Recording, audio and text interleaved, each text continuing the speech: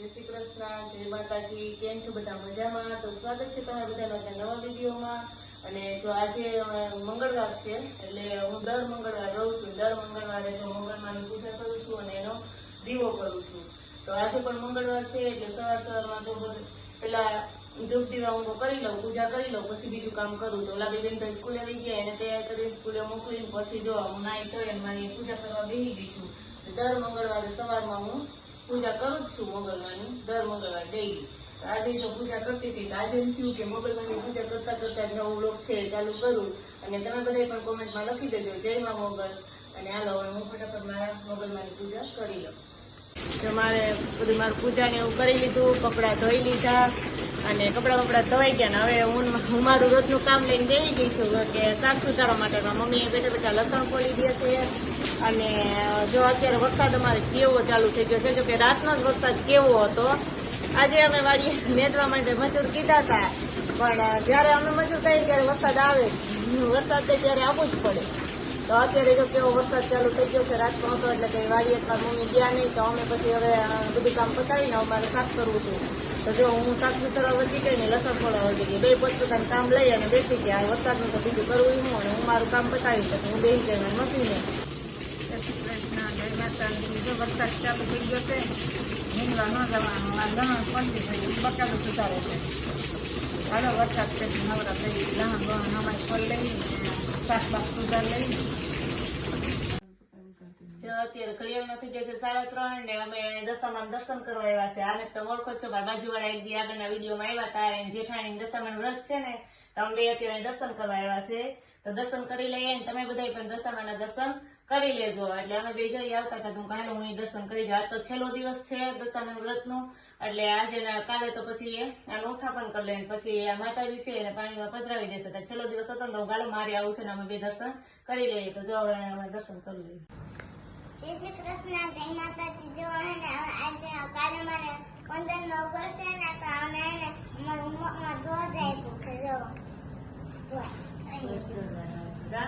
જો મિશ્રીબેન ને રૂહીબેન સ્કૂલેથી આવી ગયા છે, આવીને લેસન કર્યું અને પછી ધ્વજ દોરીને જવાના હતા. ધ્વજ એવો દોર્યો ને કે બે બુકમાંથી પેજ સસોડા કાઢી નાખ્યા. એવી બી ડાયું છે, જ્યાં પેજ કાઢી નાખ્યા. ધ્વજ દોર્યો બતાવો તો ખરા. તો બે એવા ધ્વજ દોર્યા છે, બેન દોરી જવાનું છે તો ક્યાંથી દોરતી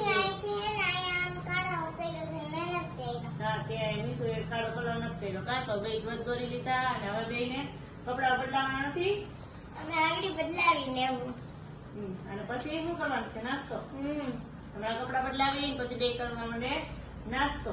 હા મમ્મીએ કઈક લેતા આવી છે, મને નામ તો મમ્મીએ કીધું તું પણ ભૂલાઈ ગયું. નામ તો મમ્મીએ કીધું તું પણ ભૂલાઈ ગયું. ત્યાં જોયું છે રૂહી તો અહીંયા રૂહી એને જ જોયું, મીસુ એને જ જોયું.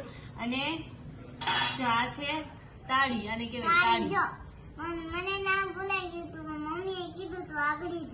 હા તાળી છે. જો આ તાળી અમારા બાજુવાળા છે ને એને ખેતરમાં તાળી છે તે આ તાળીના ફળ એમાં આવે છે. તો એને એક દીધી કાલે ખાવી હોય છોકરાઓ ખાવી હોય તો લઈ જા. તો હું લેતી આવી. તો હવે અમે સુધારીને જોઈ છીએ કે કેવી. જો હું એ પહેલી વખત જ આ તાળી જોઈ, આ ફળ છે જોયું છે ને પહેલી વખત જ અમે ખાવાના છીએ. તો કેવું હોય ને સ્વાદમાં જોઈએ. અમે જયારે નાના હતા ને મીસુબેનની જેમ ત્યારે હું સ્કૂલે ભણવા જતી ને ત્યારે અમારી તાળી વેચવા આવતી, પણ આવી નહીં.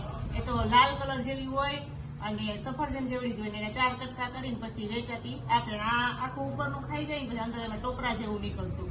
આમાં એવું તો નીકળશે જ, પણ આનો કલર આવો છે. હવે આ સ્વાદમાં જોઈએ કે છે કે નહીં. તમે હે ને આ તો આ કામ છે આ હે ને મમ્મી જોવે છે એ જોઈએ. તમે ચેનલને લાઈક ને સબસ્ક્રાઇબ ન કરી હોય તો કરી દેજો. જો મમ્મી હવે સીટ તો કરી છે પણ નાગે તો કેવું છે? ભાવશે કે નહીં ભાવે? કેમ ભાવે? તો જો આને આવી રીતે આમ ખોલ્યું ને તો આ જો 3 ભાગ થઈ ગયા ને ત્રણેયની અંદર હવે અંદર કઠણ છે એટલે એમાં ભાંગીએ ને તેમાંથી ટોપરું નીકળે. 3 ભાગ થઈ ગયા. તો મીસુબેન જેમ હાથમાં લઈને માંડ્યા છે ખાવા. પણ કેવું છે મીસુ બહુ ભાવતું નથી લાગતું. કા મોઢું એમ કહી દેશ કે બહુ ભાવતું નથી એમ. તો આ આખું આવી રીતે આમ જો આ હોય ને એને આમ આમાંથી આવી રીતે એવું નીકળે ને એ પછી આપણે ખાવાનું. વધારે થોડુંક પાકી ગયું છે એટલે ઓલું લાગે છે. તો ભાવશે તમારા મીસુબેન હમણાં ખાય કેમ અને પછી આની અંદરથી જે ઓલું ટોપરું નીકળે ને તો બહુ કઠણ હોય, ભાંગીને જો પછી નીકળે ને ટોપરા જેવું તો ખાવાનું, નહીતર ન નીકળે. એ બહુ એકદમ કઠણ હોય એટલે કે આપણી રીતે ભાંગે નહીં. નાલો હવે મીસુબેન ને ભાવે તો એમણે તાળી ખાઈ લઈએ. તો જો આ ઉપરની ઓલી તાળી હતી ને એ તો અમને કઈ બહુ ભાવી નહીં, કેમ પ્રિન્સભાઈ? બહુ ભાવ્યું નહીં, પણ એની અંદર જે ઓલું નીકળ્યું હતું મેં કીધું હતું ને એમાં કઠણ કઠણ છે ને એમાં થોડું ટોપરા જેવું નીકળશે. આ ટોપરા જેવું છે ને એ બહુ સરસ છે. પણ દાંતે મેં મોઢામાં ખાધું છે, દાંતેથી ભંગાય એમ નથી, એમ વધારે વાર લાગે. પછી પગે ઓલા આપણે જે શ્રીફળનું ટોપરું હોય ને એના જેવું પોચું નથી, એકદમ કઠણ છે પણ એકદમ સરસ આમ સેજ ગળ્યું લાગે છે અને મજા આવે છે ખાવા. એટલે ઓના કરતા આ ભાવે એવું છે. અને આ નીકળ્યું માંડ માંડ પ્રિન્સે કોઈસથી કહ્યું. કા પ્રિન્સ કેમ કહ્યું કે તો કોઈસ માથે મારી તોય નહોતું નીકળતું, દિવાલમાં ભટકાડ્યું. કોઈસ માથે મારી દિવાલમાં પ્રિન્સે કોઈસ ભટકાવી કા પછી છે નીકળ્યું. એટલું બધું કઠણ હતું પણ અંતે નીકળી ગયું. કે મમ્મી મારે જોવું જ છે કે અંદર કેવું નીકળે, ખાવા જેવું હોય નહીં.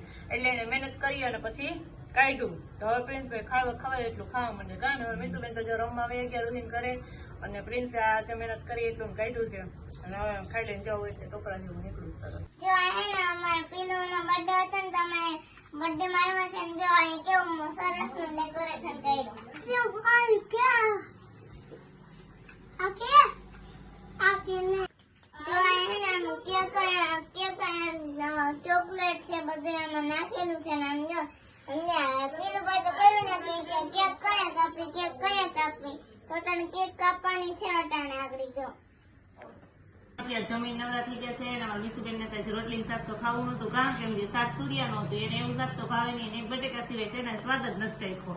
અને અત્યારે એને ખાવી હતી મેગી. જો મેગી બનાવી, મેગી ખાવામાં એટલી મશગુલ છે ને કે ઊંચું ઉપાડીને જોવાનો એને ટાઈમ નથી. કા હે જો એટલી બધી એને ઉતાવળ છે મેગી ખાવા. અને કાલે જઈને સ્કૂલે કાર્યક્રમ છે તો અત્યારે વાળીને ધોવરેલા કે મને અત્યારે માથું ધોઈ જ દે. તો અત્યારે જઈને મેં આપણી નાઈ માથું ધોયું ને હવે બેન મેગી ખાવા માંડ્યા છે. અને આ સાથે આજનો વિડીયો પણ પૂરો થાય છે. જો અમારો વિડીયો તમને ગમ્યો હોય તો લાઈક કરજો, શેર કરજો અને જો ચેનલ નવો આવતા સબસ્ક્રાઇબ કરવાનું ભૂલતા નહીં. આવજો.